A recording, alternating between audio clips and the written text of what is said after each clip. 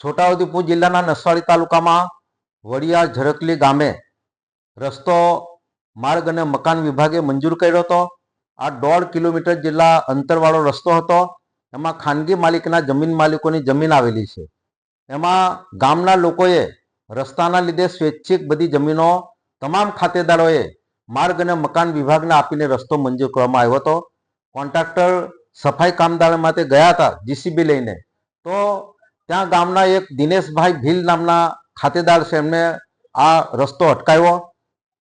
બે આમરોલી ગામના બે જયસ્વાલ હતા, એમણે પણ આ રસ્તો અટકાવ્યો હતો। એના કારણે ગામ લોકો અમારી પાસે રજૂઆત કરવા આવ્યા, ધારાસભ્ય પાસે ગયા અને આખું ગામ આ રસ્તો બને એના માટે રજૂઆત કરી। એના ભાગરૂપે આજે અમે આ ગામ પર સ્થળ પર મુલાકાત લીધી।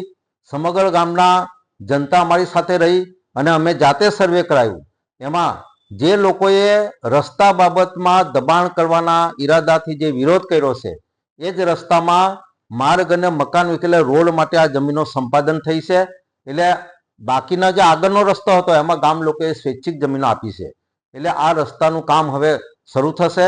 ગામ લોકોની અંદર આનંદ અને ઉત્સાહની લાગણી સાથે ગામના લોકોએ મીઠાઈ વહેંચી છે અને અધિકારીઓને ફુલહાર કરી અને એનું સ્વાગત કરવામાં આવ્યું। આ પ્રસંગે તાલુકા પંચાયતના પ્રમુખ વિનુભાઈ ભીલ, તાલુકા ભાજપના પ્રમુખ જયરાજસિંહ ચૌહાણ અને તાલુકાના ઉપપ્રમુખ અમારે સુભાષભાઈ રાઠવા અને નાયબ કાર્યપાલક ઇજનેર માર્ગ અને મકાન વિભાગના વસાવા સાહેબ એસો સહિત જિલ્લાના નવા ચૂંટાયેલા જિલ્લા પંચાયતના સભ્ય લીલાબેન ભીલ, આ તમામ આગેવાનો ઉપસ્થિત રહીને આ ગામ લોકોનો જે પ્રશ્ન હતો એ સ્થળ પર જઈને 12 વાગે 12 થી 1ના ધૂમધૂમતા તડકામાં અમે 1 કિલોમીટર ચાલીને ગામના લોકોની રજૂઆત સાંભળીને આ પ્રશ્ન અમે નિકાલ કર્યો છે।